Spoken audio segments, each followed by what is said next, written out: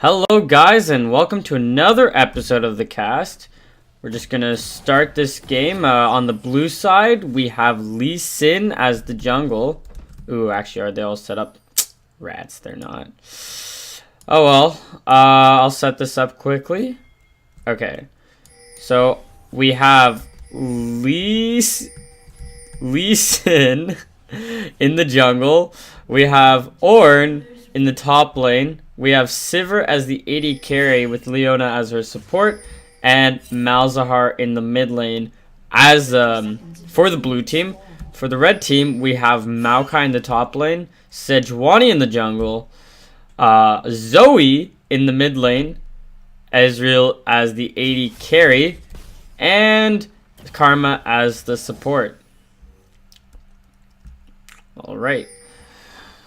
So it looks like we have Ornn just invading a little bit, getting down some wards, getting down some vision. Maybe they'll be able to spot out the Sejuani a bit earlier. This gives a little bit more creativity, a little bit more options for the Lee Sin.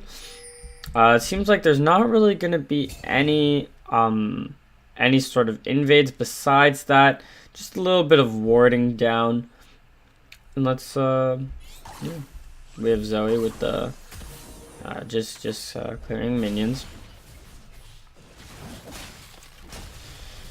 So in the top lane we have like a decently interesting matchup where Ornn does win a little bit in the early game, but those two should be even and should be a wet noodle fight. Unfortunately, neither of them did take grasp of the Undying, so whoever did take that probably would have a much stronger laning phase, at least in the later stages of the laning phase. Just have these two lanes poking each other. So interesting to note that the red team has the Ezreal and Karma have a very strong laning phase. Doesn't seem like they're using their poke too much, but yeah, they do have a very strong laning phase, but they will fall off in the late game. But in the mid game, they should be pretty strong. But then you also have the Leona engage, which can maybe counter that if either one of these guys step up too far. We have the Lee Sin with coming through with the gank. This should be a guaranteed kill. Oh, the prediction! Nice! Sonic Wave by the Lee Sin catches the Maokai. Just beautiful on Lee Sin's point. However, if he did miss that, he would look quite silly, but there are no misplays here. At least by the... Oh, we have the... what is it called? It's called something Assault. Arctic Assault? Yeah, okay. You have the Arctic Assault. They get the flash out of Malzahar, but there's no kill. Lee Sin comes in for the gank. Ward hops in, gets the electrocute. Oh, Sejuani comes back in. We have Leona trailing through the river. Are they going to get the Lee Sin? Lee Sin flashes away. They keep just fighting in the mid lane. Malzahar is going back towards her Leona. Leona gets in, stuns the Sejuani. Lee Sin jumps back in, gets the kill for himself. And now it's a 4v1. Zoe has to flash away or else she might get caught up by the Leona. I'm a little bit afraid that the bot lane was just able to push so easily since the red team ideally wins early game. But with this kill going over towards the Lee Sin, now it's going to be very hard for blue team to go into the jungle, especially if they don't know where Lee Sin is. Lee Sin can just pop up and just punish the Karma and Ezreal for trying to get vision in the river or just trying to go up to the mid lane. It seems like Sivir just wants to play a non-interactive lane, just shoving her opponents out, getting mana back every single time Karma throws her abilities at her or Ezreal. Doesn't seem like a terrible strategy, but you can get abused if the Karma and Ezreal just keep poking you down, because you have your spell shield every 22 seconds. So, especially if you don't level it after level 1, which not many people do. You can do that if you are afraid of the enemy poking you a lot and you just don't care about the wave clear as much. You do run quite if you just keep spamming your Q, which is important to note, as the Sivir, and also the Ricochet. Oh, we have Leona engaging. Karma flashes downwards. Lee Sin's in the fight. And then Karma's just trying to bring her support away, or bring the enemy team away from her Ezreal, but Ezreal goes back in, dies, and Leona lives with just a sliver of health thanks to the heal. And it's already a 4-0 game for the blue team.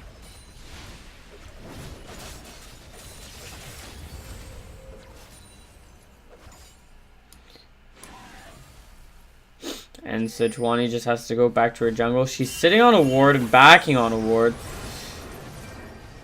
Means that, not able to quite... Oh. Well, they know that, that Sejuani's there that whole time, so they weren't too scared about starting a fight, since they did have the Leona right with them. But Red Team's definitely going to have to find a way back in this game, either through... maybe the Zoe, or maybe, yeah, their tank matchup's losing. Down like 16 CS already.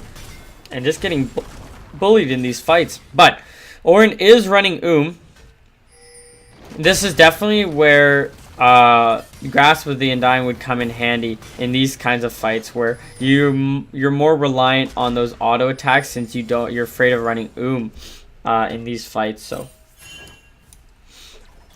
now it's one thing to use as a tank, to use your abilities over and over for minions, but it's another thing to use or just use one of your abilities to clear minions. So like your Q for your Maokai, or your W for your Ornn. They're definitely okay to use. The only problem is that once you start using all of your abilities, that's when you really start to notice that you're running out of mana. Glacial Shroud picked up by the Ornn, so he is able to spam a little bit more. A bit of poke coming out from the red side. Sejuani's not level 6 yet, so her ganks aren't nearly as strong as they could be, but she's still spotted out by the blue team, so they can really do whatever they want. Now blue team's not afraid to just go through the river. They can't be punished. Let's see, Lee Sin's back though. And they're just gonna keep going back to farming.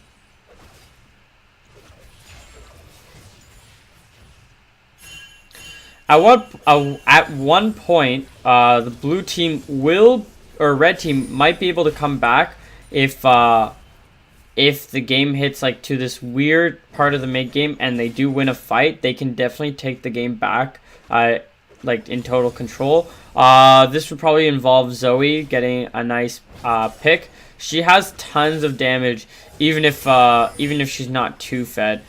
Just her Paddle Star mixed with the Sleepy Bubble Trouble is enough. Oh, and we have Lee Sin going for the invade. Gets the smite off on the red buff. Is able to get the kill. Ooh, nice blasting plant use out of the Lee Sin. Maokai and Ornn just fighting away, but Maokai still losing this fight. Maokai does does land the Nethering Grasp. Nethering Roots? No. Oh, Nature's Grasp onto the Ornn, but it doesn't really do too much except do a little bit more damage. The blue team decided they didn't want to go in. Sejuani's still level 5 at 9 minutes. Ooh, Ornn gets dropped pretty low. Can he get the kill? Oh, but Maokai's and Sejuani's low. Malzahar with a nice TP into the fight to assist his teammate. Ezreal trying to get the snipe off. Probably wasn't even going to kill, even if it did hit. But the blue team really seems like they're just playing very well together. They have good vision of the jungler. They're invading at the right times. Oh, and that's a huge chunk out by the Zoe. This is what I mean. Zoe is able to get a lot of free kills just because of how insane her damage is. Oh, and we had a bit of a fight going on in the bot lane. Probably Karma just stepping a little bit too far forward, and since Sivir and Leona are already 3-0 above their counterparts, then it's very easy for them to just punish a Karma, especially when you have a Leona. Sivir doesn't do the most damages, but when she does have a BF sword over Ezreal's mana, she will do a lot more damage in these fights, and she is a lot more threatening.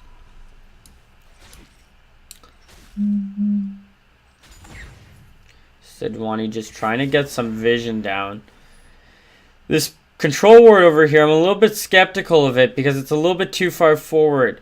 There's no way that this Sejuani is ever going to be able to protect that control ward. Mostly due to the fact that Lee Sin and the blue team are just so far ahead. So they're able just to clear it out. Oh, like so.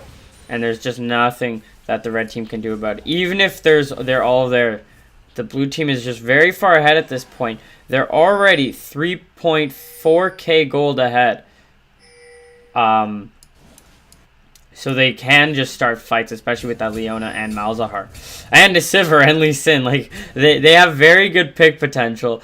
And the blue team, while they do have a decent amount of protection from the pick, so they have portal jump to sort of jump out of, like, you know, random Leona ults and stuff like that. She can still get caught afterwards, but, you know, Ezreal can just stay back, and Karma should never be too far forward. Sejuani has decent amount of resistances. And Zoe missed the portal jump, or missed the Paddle Star.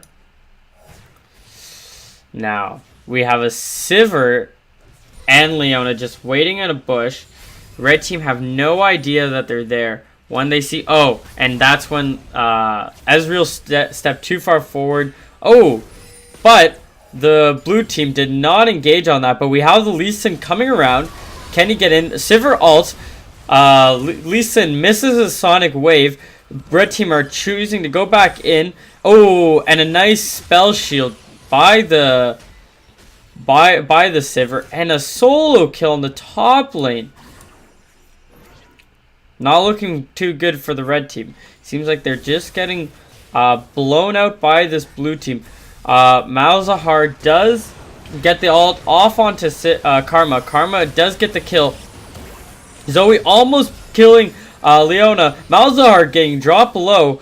Our red team keeps trying to go in. Oh, nice Dragon's Rage. Sejuani away from the fight. We have a teleport coming in from the Ornn. Ornn calls down. Ornn gets the 3-man knockup. Just keeps on hitting the enemy team. A nice flash and ooh, a nice kill down by the Ornn. Nice TP down by the Ornn. Maokai didn't have his TP for that fight. TP'd back to lane a few minutes ago. And because of that, blue team did get the kill. If Maokai do get many of the kills and get the Infernal Drake, Maokai, he could have, if he did have his teleport, there were 3 members on the blue team that were low in that fight, and he could have possibly turned that fight around and maybe turn the game around. It looks like it's going to be extremely hard for the red team to come back in this game, being down this much gold. But right now, we just kind of have a reset. Not too much is happening. Red team should look to, or sorry, blue team should look to take their, take the Rift Herald, and then look to start taking turrets, because they haven't taken any turrets yet. They could be winning the game a lot more if they had taken these turrets, but since they are extending this laning phase, they are able to, like, abuse the Ezreal's lack of wave clear. We have the Ornn ult coming from coming from him, trying to get the kill, almost gets brought low. S1E gets ulted by Miles, and they get 2-0'd in that fight. And then Sivir gets her own kill in the bot lane. She also gets brought very low by the Ezreal, but is able to get the kill, luckily enough. She is very much ahead of the Ezreal. If you maybe thought, like, if Ezreal was maybe even with Sivir, or even just a little bit behind instead of like this massive behind by this massive lead, maybe he was able to turn that fight and maybe even go 2-0. But they are behind and they can't be taking these fights, or else they're just gonna keep getting punished. Zoe's just doing the best that she can to wave clear this mid lane, keeping up CS with the Malzahar. It's usually pretty hard to do that, especially since Zoe doesn't have like the best front back wave clear. She does have good backline wave clear, but since she has very limited AoE on her paddle star, she can only get like she needs at least 2, probably 3 paddle stars to clear 1 minion wave. Ooh. Just a little bit more trading done by these top lanes. Ornn's still up CS, although that's probably due to Maokai being down 0-4. They are just fighting back and forth. Ornn winning these trades a little bit harder, but that should be expected, being 4-0. They just keep smacking each other though. S1E's here for the gank, but Lee Sin trails behind. Lee Sin with the Sonic Wave. Ornn knocks up the Maokai. They just keeps fighting back and forth. A big wet noodle fight, but Maokai does get taken down. Ornn starts the tower dive, decides to back off, flashes away. Lee Sin gets the kill onto S1E and then jumps out of tower range. Again, these fights aren't these fights can be won pretty easily if they weren't down 17-0, but since they are, they cannot be taking these fights. At this point, there is no point to get the kill onto an Ornn, because what does that do? It gives you 300 gold. That's about it. It doesn't do too much more besides that. You don't get any pressure. You don't get a substantial amount of gold. I mean, you want to get a kill when you can, but the thing is, it's just not doing anything at this point. You much rather just get